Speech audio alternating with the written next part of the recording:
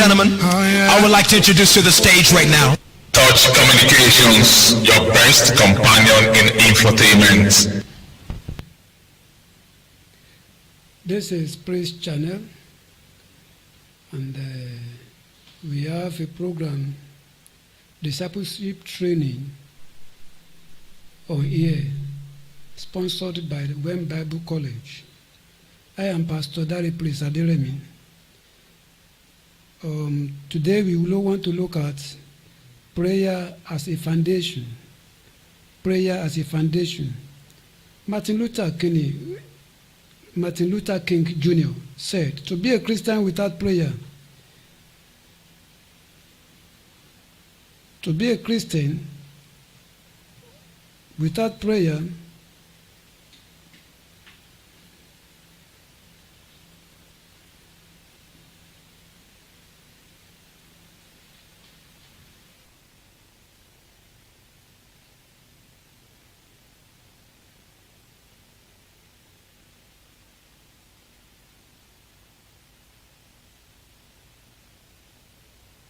Ladies and gentlemen, I would like to introduce to the stage right now Touch Communications, your best companion in infotainment.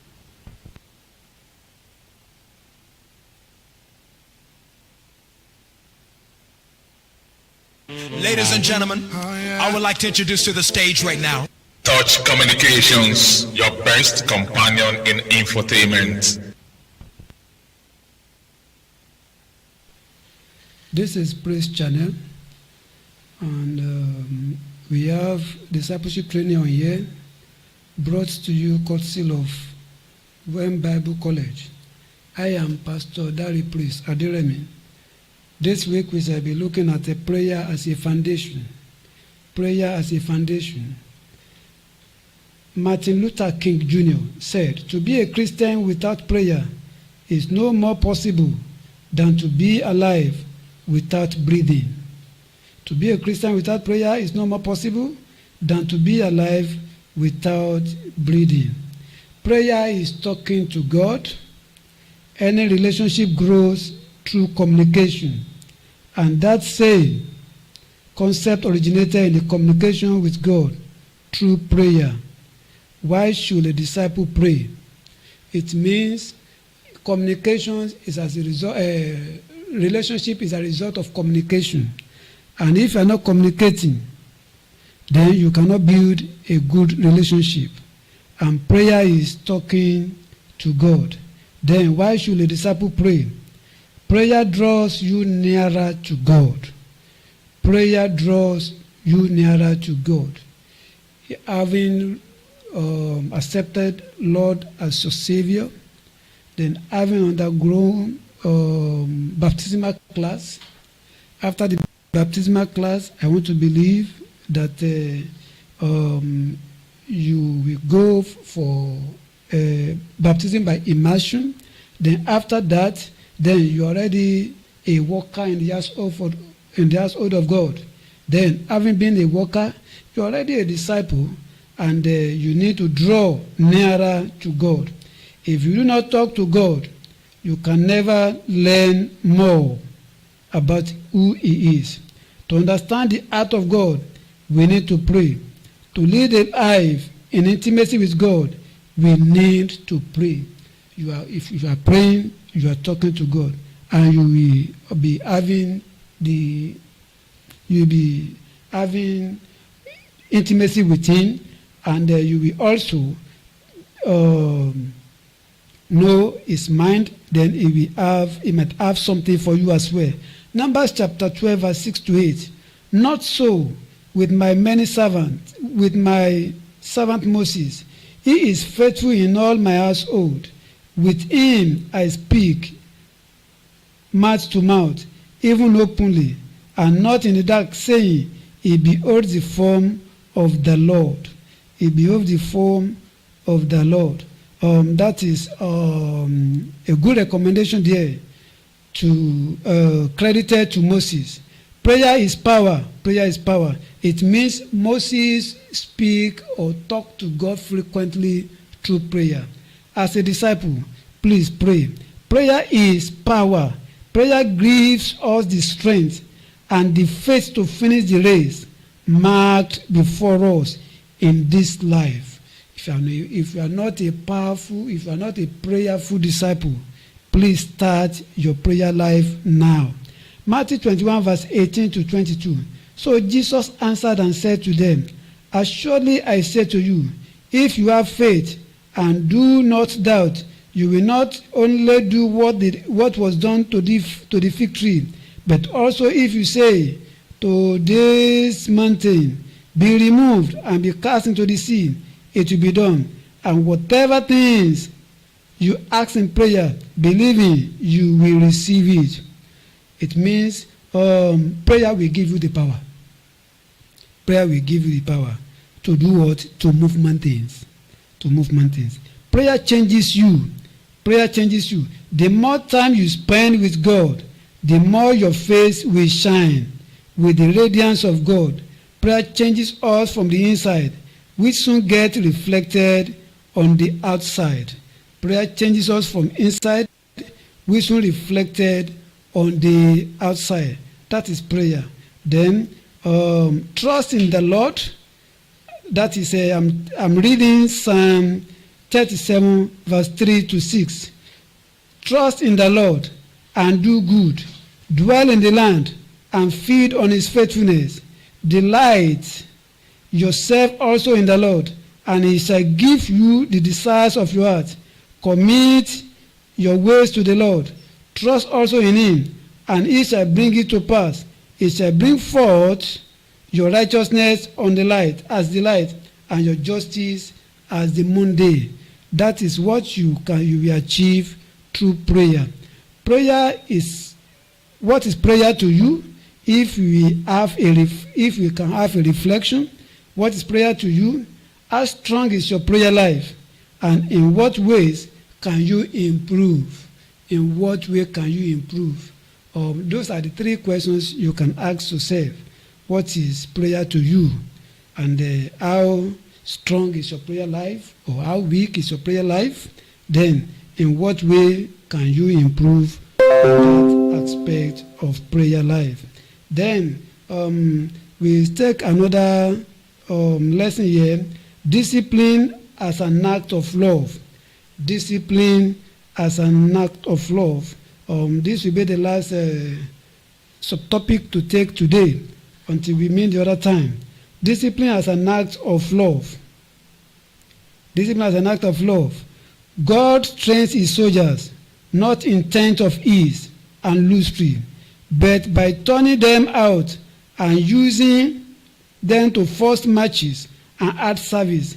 It makes them ford through streams and swim through rivers and climb mountains and walk many a weary mile with heavy knapsacks on their backs. Does this not account for the troubles through which you are passing? It means there are troubles disciples must pass through. And it's like you've been trained as God's soldier. You know, the secular soldier, they know. They do not get training with ease. It is after giving them training in a difficult manner. So when they now want to encounter any trouble outside, they will be fit to overcome or to overpower or to subdue any terrors or terrorism. God demonstrates his love by chastening. Love and discipline also go together, because true discipleship, true discipline comes from deep, genuine love. Discipline comes with chastisement. Chastisement seeks to correct the sin committed, and if done out of love, it produces redemption, not condemnation. God desires that we partake in his holiness, and as such, there cannot be compromise in chastisement. Some, in those days, if you find for one error or the other in the church of God, then there will be discipline. Part of the discipline is they will ask you not to work for a certain period in the church of God. They will ask, maybe one is a member of the choir, so they will, okay, do not rope with them for some weeks, After that, then you will be in the congregation for that period of time, but you must also come very early and be watching. Then within that short period, if it is a true disciple, he or she will just stay there, pass through that difficult time, learn the lesson, instead of such a person to just go to another parish or another church to join them, and then he or she will be gladly accepted. It means such a person is running away from discipline, and discipline comes with chastisement, and it is being produced out of love. Out of love. Hebrews chapter 12 verse 3 to 11. If you endure chastening, God deals with you as with sons. For what son is there whom a father does not chasten? Now, no chastening seems to be joyful for the present, but painful. Nevertheless, afterward it yields the peaceable fruit of righteousness to those who have been trained by it. Look at that analogy by Paul. If a father fails to correct or to discipline his sons and daughters, a time will come that this discipline or that thing that's supposed to be given then will be too late for him. So, as at the right time, if a father corrects the children for wrongdoing, it's not because the father hates the children, but the father wants him or her or want them to learn one or two things. And by the time they learn, after some time, when they are grown old, then they will also say, our father taught us this, and that is why we are able to follow the footsteps of our fathers. So, discipline maintains order. An army that is not disciplined cannot stand. A church member who is not disciplined creates a weakness in the ranks, and the enemy can infiltrate through the weakened chain. Let me give you a practical example here. If we have a sister in Christ that is wayward, let me use that word, and to the church of God, she is a Christian, but after the church, after the service, outside the church, the lady is the sister is another person entirely. And if members of the church could know or discover and are able to discipline her, to correct her with love, and she changes, it's better. But if they did not correct her as at that time, that means he or she can as well bring anything. It means the service will not be complete if we fail to adhere to discipline. To adhere to discipline. So let's look at Mark 3 verse 24 to 27. If a kingdom is divided against itself, that kingdom cannot stand. And if a house is divided against itself, that house cannot stand. No one can enter a strong man's house and what? And plunder his goods, unless he first bind the strong man, and then he will plunder his house. Discipline brings wisdom.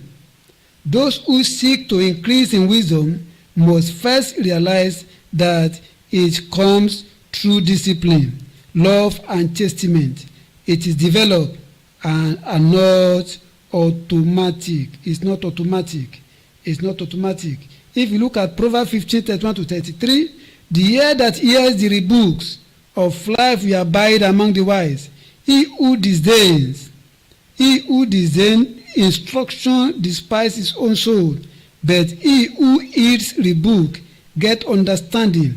The fear of the Lord is the instruction of wisdom, and before honor is what? Is humility. So the bottom line is here is